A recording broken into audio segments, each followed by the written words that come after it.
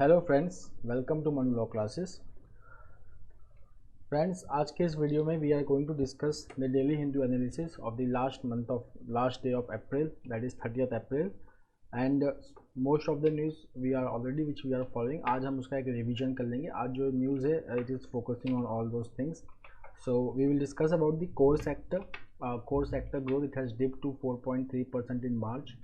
And then we will also see that if from economic point of view that passenger trains have been cancelled to give way to coal rakes. जैसा कि हम पहले ही जानते हैं, again there has been a coal shortage in thermal power plants and now यहाँ पे जो main मुद्दा है वो है ट्रांसपोर्टेशन का। जैसे कि पहले ही आंध्र प्रदेश में एक केस था कि उड़ीसा में तालचेर फील्ड है, वहाँ पे production is good but transportation हो नहीं पा रहा है कोल का। So now 42 trains has been cancelled to give way to coal rakes. After that, we will move ahead and we will study about the Corbevax. What is Corbevax?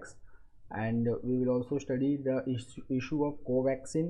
और आज हम थोड़ा डिटेल में पढ़ेंगे कि ये जो ट्रिप्स वेवर और कंपलसरी लाइसेंसिंग का जो इशू है वो एक्चुअली क्या है, ठीक है।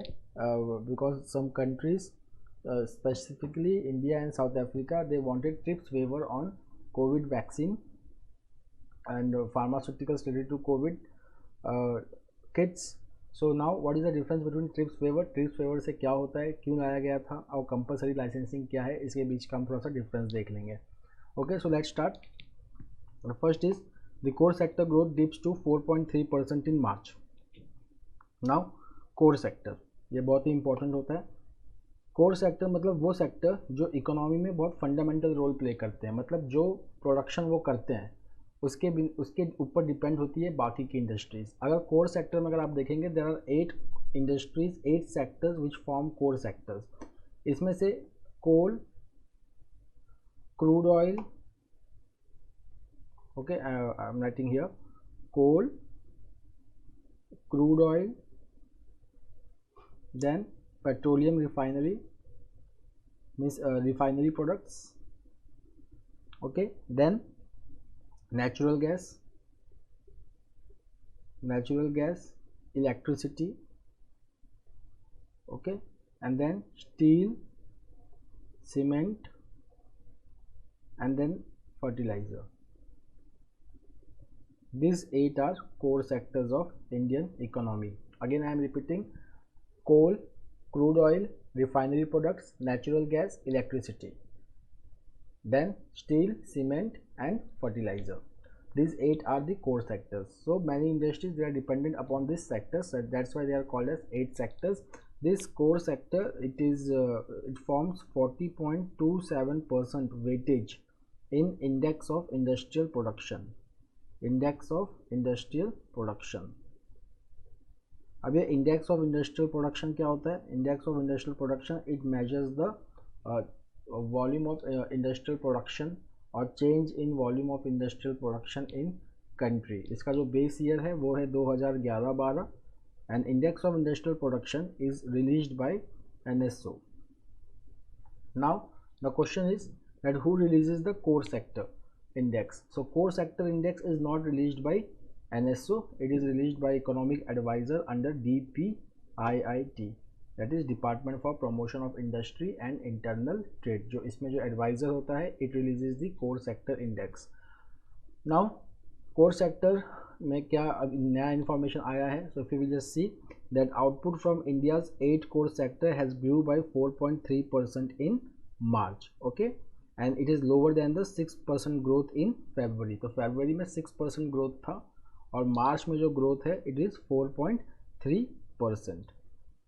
नाउ अगर हम देखेंगे तो fertiliser production it is going at 15.3% after 2 months of contraction, okay. Cement production अगर हम देखेंगे तो वो भी ग्रो कर रहा है 8.8%, natural gas at 7.6%, refinery products at 6.2%। The next is passenger trains cancel to give way to coal rakes. तो कितने पैसेंजर ट्रेन्स कैंसिल हो गए? 42 ट्रेन्स कैंसिल हुए हैं and many people will be hit during this holiday season, okay. This cancellation has been made so that there could be a faster transportation of coal rakes in India. तो अब यहाँ पे देखिए ये एक problem है ठीक है। अगर यहाँ पे क्रक्स अगर आप देखेंगे, that among the train that have been cancelled for the movement of freight trains मतलब goods trains, okay, 34 are from the coal rich south east central railway and 8 are from the northern railways where many of the power plants are based. तो अगर हम देखेंगे कि जो हमारा coal deposits है India में, okay, it is mainly located here in the eastern part, ठीक है। अब यहाँ से ये ट्रांसपोर्ट होता है साउथ की तरफ और नॉर्थ की तरफ। तो जो साउथ ईस्ट रेलवे जो है यहाँ के ट्रेन्स इम्पैक्ट हुए हैं और नॉर्दर्न रेलवेज़ के ट्रेन इम्पैक्ट हुए हैं, क्योंकि ट्रांसपोर्टेशन इन्हीं दो जगहों पर मेनली इस वक्त होना है। नाउ फ्रेंड्स, अब हम एडिटोरियल के बारे में यहीं डिस्कस कर लेते हैं। There is this an interpretation of the French elections. So we already know that Emmanuel Macron जो पिक में है, he has been elected for the second time as the president of France and he has defeated a far right candidate Le Pen, okay. So now over here he has also defeated a left party. So अगर हम Marine Le Pen देखेंगे, now she secured around 41.5% of vote and Emmanuel Macron he secured 58.5% of vote। उसके साथ साथ अगर यहाँ पे अगर हम इंटरप्रेट करेंगे ये पूरा election results in short, so it is over here that Emmanuel Macron has survived the yellow vest movement. So yellow vest movement, it was a movement, you can say it was a movement in France which demanded more tax cuts, more subsidy from the government, okay. So यहाँ पे he survived that movement and but still if you will just see the far right candidates vote share Marine Le Pen, so अगर हम उसको compare करेंगे तो उनका जो vote share है वो 33.9% से बढ़ा है टू 41.5%। सो ओवर हियर अगर हम यहाँ पे देखेंगे कि मैक्रॉन जो है उनका अबव 60% वोटिंग था 2017 के इलेक्शन में, now it is below 60%, that is 58.5%। Then there is also a significant increase in the voting share of left parties which is led by Mr. Mélenchon. So Mr. Mélenchon, he was eliminated in the first round of election but still he has scored 21.9%. The next is fueling friction. So this is about the prices of petroleum products and diesel in India. तो यहाँ पे tax structure हमें समझना पड़ेगा कि tax structure क्या होता है पेट्रोलियम और डीजल का। तो ये इकोनॉमी से रिलेटेड है। कभी कभी ये क्वेश्चंस मेरे स्टूडेंट्स भी पूछते हैं कि सर ऐसा क्यों है कि डिफरेंट स्टेट्स में डिफरेंट दाम होते हैं, डिफरेंट कॉस्ट होते हैं पेट्रोलियम प्राइसेस के या डीजल प्राइसेस के। तो वो उसको समझने के लिए हमें टैक्स स्ट्रक्चर समझना होता है। तो अगर पेट्रोलियम प्रोडक्ट्स की हम बात करें, अगर पेट्रोलियम प्रोडक्ट्स, तो पेट्रोलियम प्रोडक्ट्स के ऊपर सबसे पहले तो जीएसटी नहीं लगता है, they are not included in GST, that is goods and services tax. अब पेट्रोलियम प्रोडक्ट के ऊपर अगर जीएसटी नहीं लगता तो कौन कौन से टैक्स लगते हैं? तो एक सेंट्रल गवर्नमेंट का लगता है सेंट्रल एक्साइज ड्यूटी, ठीक है। उसके बाद स्टेट गवर्नमेंट उसके ऊपर लीवी करती है वैल्यू एडिड टैक्स। इसके बाद there are additional levies by central government, ठीक है। अब दिवाली के टाइम आपको याद होगा कि पेट्रोल और डीजल के दाम बाई ₹5 और बाई ₹10 डिक्रीज़ किए गए थे, ठीक है। तो बाई ₹5 पेट्रोल का दाम घटाया गया था, बाई ₹10 डीजल का दाम घटाया गया था, ठीक है। तो ये जो कट किया था ये सेंट्रल गवर्नमेंट ने अपने टैक्स में कट किया था, ठीक है, वैल्यू एडिड टैक्स में कट नहीं किया था। अब यहाँ पे ये है कि स्टेट गवर्नमेंट्स जो हैं वो वैट घटाते क्यों नहीं है, ठीक है। सो यहाँ पे जो इशू है ये है फाइनेंस का इशू है। फॉर एग्जांपल जो GST is a tax which has subsumed many indirect taxes of the state. पहले जो बहुत सारे टैक्स ऐसे थे जो स्टेट गवर्नमेंट लीवी करते थे और कलेक्ट करते थे, अब वो जीएसटी के पार्ट हो गए हैं, ठीक है। अब जीएसटी से जो है जो भी टैक्स कलेक्ट होता है, तो जीएसटी से स्टेट्स को कुछ पैसे बाद में आने होते हैं कि कुछ पैसे ऐसे हैं जो इनको बाद में मिलेगा, बट वो पैसा होता है उसको हम कहते हैं GST compensation. So we call it as GST compensation. तो ये जो जीएसटी कंपनसेशन है ये थोड़ा सा डिले हो रहा है आने में स्टेट्स के पास, तो एक रेवेन्यू क्रंच स्टेट के पास पहले से ही है, ठीक है। So states they are now, we are already out of कोविड-19। उसके बाद states they are looking for capital expenditure, okay, they have to make capital expenditure. So in order to finance this capital expenditure to boost economic growth in their state, states are not lowering tax including on the petroleum products. अब देखिए यहाँ पे power cuts, ये एक allegations है, ठीक है। मतलब हमारे काम का इतना न्यूज़ नहीं होता है, बट इसमें कुछ चीज़ें ऐसी हैं जो फैक्चुअली हम इसमें देख सकते हैं, ठीक है। तो यहाँ पे ये है कि 16 स्टेट्स हैं जहाँ पे those who are struggling with daily power cuts up to 10 hours, okay, because power stations with 72,174 megawatt capacity they are not operating due to non availability of coal. The next is 6 of defense firms carved out of OFB shows provisional profit. तो OFB जो है उसको हम कहते हैं ordnance factory board. 2021 में, ठीक है, एक लॉ पास किया गया और इस OFB को 7 डिफेंस कंपनीज में बांट दिया गया, ठीक है। तो जैसे कि अगर आप देखेंगे यंत्र इंडिया लिमिटेड, ठीक है, उसके बाद munitions India limited, armoured vehicles Nigam limited, advanced weapons and equipment India limited, troop comforts limited India, Optel limited, gliders India limited, okay. ये 7 कंपनीज हैं which have been formed after breaking और after the OFB को you can say dissolve करने के बाद, ठीक है। सो OFB को 7 डिफरेंट कंट्रीज में बांट दिया गया है, 7 डिफरेंट कंपनीज में बांट दिया गया है, ओके। उसमें से 6 कंपनियों ने प्रॉफिट दिखाया है, बस एक कंपनी ने प्रॉफिट नहीं दिखाया, that is Yantra India limited. The next is there is a resurgence in case active कोविड-19 cases in the country. They have risen to 17,801. Now over here if you will just see, हमने कल भी ये किया था कि ये जो केसेस जो ज़्यादा बढ़ रहे हैं इसमें दिल्ली और महाराष्ट्र का नाम ज़्यादा आ रहा है, ठीक है। यहीं पे केसेस अभी बढ़ रहे हैं और अगर हम देखेंगे तो इसी को चलते स्कूल्स भी हमारे खुल रहे हैं. तो सेंटर ने मतलब drug controller general of India ने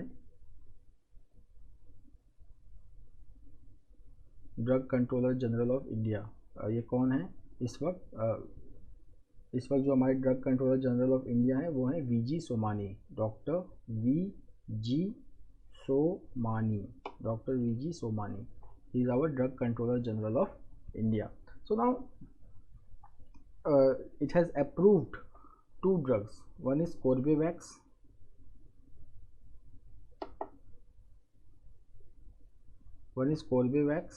and then next is Covaxin. Corbevax and Covaxin. Now Corbevax has been approved for 5 to 12 years age group, and Covaxin has been approved for 6 to 12 years age group. 6 to 12 years age group, ठीक है.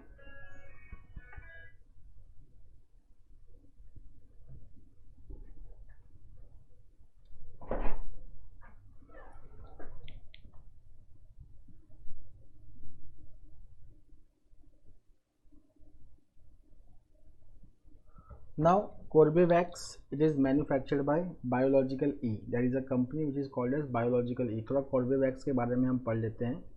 Corbevax, it is a protein subunit vaccine.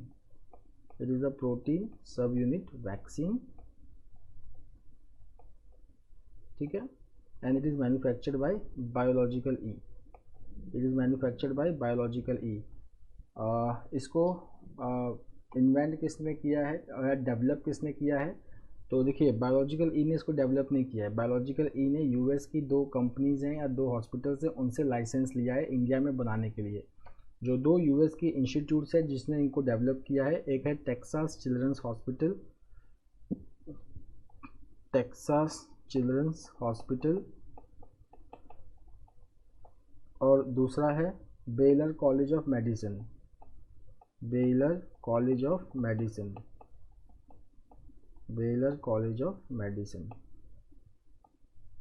ठीक है, baler college of medicine. So this is all about Corbevax. Now centre is pushing for Corbevax recognition in other countries so that इसके लिए ज़रूरी क्या होता है, इसके लिए इसको WHO वर्ल्ड हेल्थ ऑर्गेनाइजेशन से एमरजेंसी यूज़ का लाइसेंस मिलना ज़रूरी होता है. ठीक है.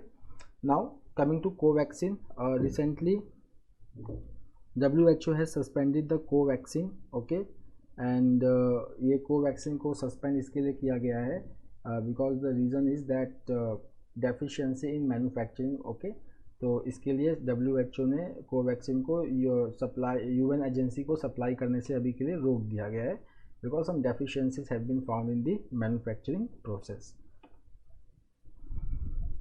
Now the next is about TRIPS waiver. ये थोड़ा सा हम समझते हैं, ट्रिप्स वेवर और ये compulsory licensing.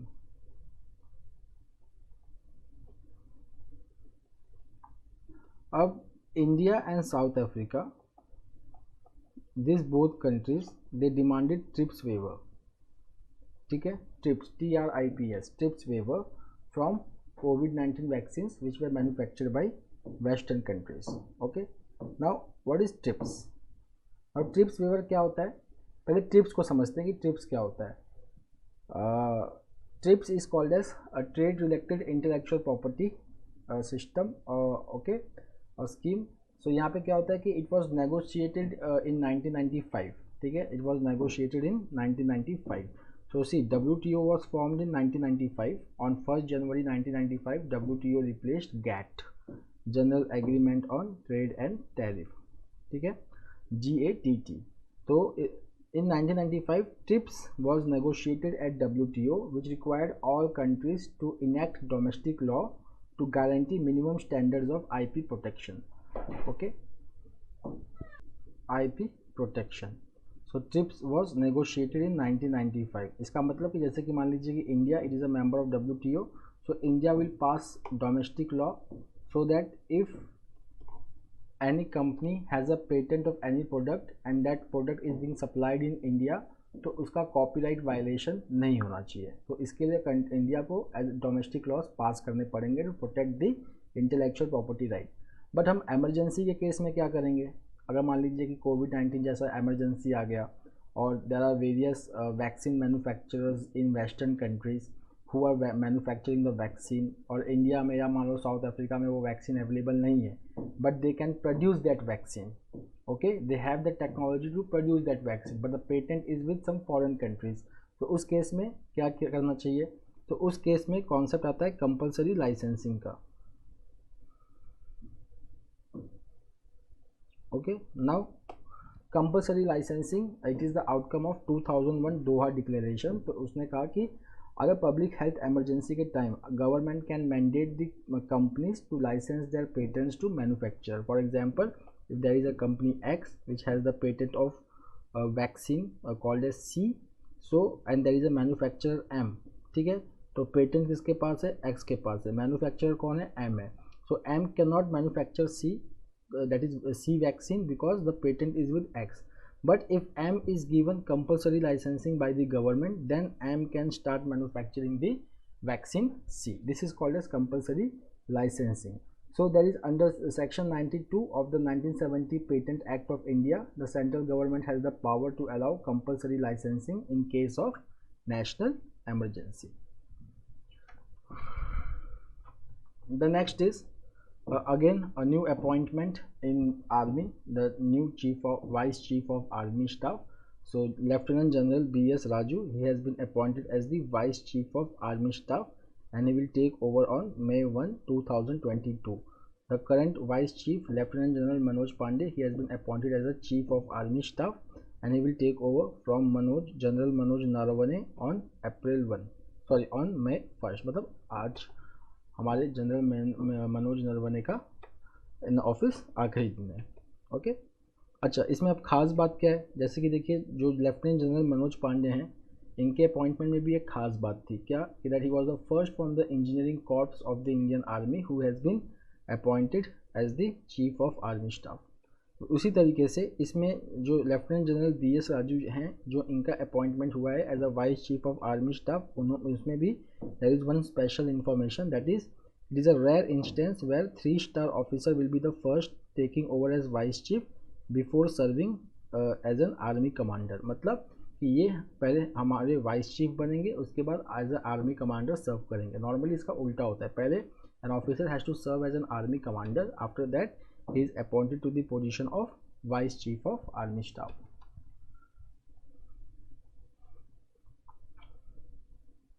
The next is Russia strikes Kyiv during UN chief visit. So this is the news from the foreign page. So you can see over here that Russia ने confirm किया है कि Friday को इसने air strike carry out किया Kyiv में, which is the capital of Ukraine, और वो भी बहुत खास टाइम पे जब हमारे यूएन के secretary general Antonio Guterres when he was in the Ukrainian capital. Okay, and this strike it has killed one journalist. The name of the journalist is Vera Gyrich. ये थोड़ा नाम इंपॉर्टेंट है, note कर लीजिए, अगर ये passage अगर आ गया तो ये नाम आपसे पूछा जा सकता है. So Vera Gyrich, she was a journalist of Free Europe Radio Liberty, which was funded by US. She was killed when Russian missile slammed into her house. अब ये जो एक्शन है रशिया का, सबने इसको स्लैम किया है, सबने इसको क्रिटिसाइज़ किया है that Russia is not following the, it has no respect for international law and all everything like that. और यहाँ पे जो देखिए जो एंटोनियो गुटेरेस हैं हमारे सेक्रेटरी जनरल, ठीक है, he was on visit in Bucha and Kyiv where it is alleged that Russian military have committed war crimes. Bucha जो है ये जगह आप याद रखिएगा, क्योंकि बूचा में जो है काफ़ी ज़्यादा लाश पाई गई थी यहाँ पे. अब देखिए ये तालिबान का news. At least 10 killed in powerful explosion at Kabul mosque. Hundreds of worshippers were there for Ramzan prayers. ठीक है, तो यहाँ पे पावरफुल एक्सप्लोजन हुआ है एक मॉस्क में in Kabul itself, which is capital में ही ब्लास्ट हो गया. And has killed 10 people and has wounded 20. ठीक है, और ये हुआ जब people they were offering prayers on the last Friday of Ramzan. ठीक है, और यहाँ पे टारगेट कौन था? शिया. ठीक है, Shia. So Shia they are also minority in Afghanistan, तो दे वर द टारगेट. अब इसके पहले भी अटैक्स हो चुके हैं काबुल में, और उसका रिस्पॉन्सिबिलिटी किसने क्लेम किया है? Islamic State. Okay, Islamic State का एक रीजनल ग्रुप है जिसको कहते हैं Islamic State Khorasan province. Islamic State Khorasan province. So it has claim the responsibility for the earlier attacks. The next is there is a meeting going on. Erdogan meets Saudi leaders in first visit since Khashoggi killing. तो Khashoggi एक journalist थे, he was killed. Okay, so there was a diplomatic standoff between the two countries, but after that Turkish President Recep Tayyip Erdogan, he is meeting with the Saudi Arabia's crown prince to since 2018. This is the first meet. Why? Because in 2018 Jamal Khashoggi he was killed, which created a divide between the two powers. The next is again the dozens have been injured in Al-Aqsa Mosque. So I have already told you that Al-Aqsa Mosque, it is the third holiest mosque. Okay, and यहाँ पे रमज़ान का महीना चल ही रहा है, रमज़ान का महीना, तो people they come to offer prayers. Okay, so sometimes people gather in large number, or sometimes the clash happens during this time. Okay, so the fresh clashes have taken place between Palestinians and Israel police at Jerusalem's Al-Aqsa Mosque compound. Okay,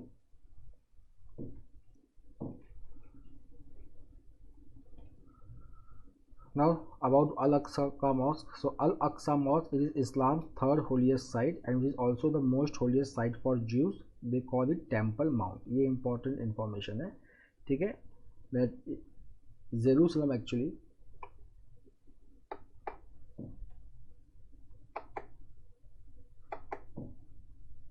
okay, so Jerusalem, it is the holiest site for three Abrahamic religions, Islam, Christian and Judaism.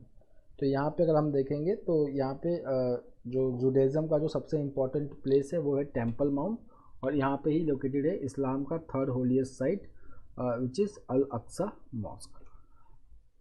Now this Al Aqsa mosque, it is managed by Jordan, and is in East Jerusalem.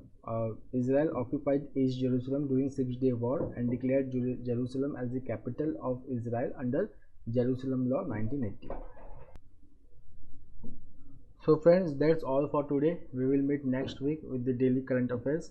Till then, have a nice day. Thank you. Take care.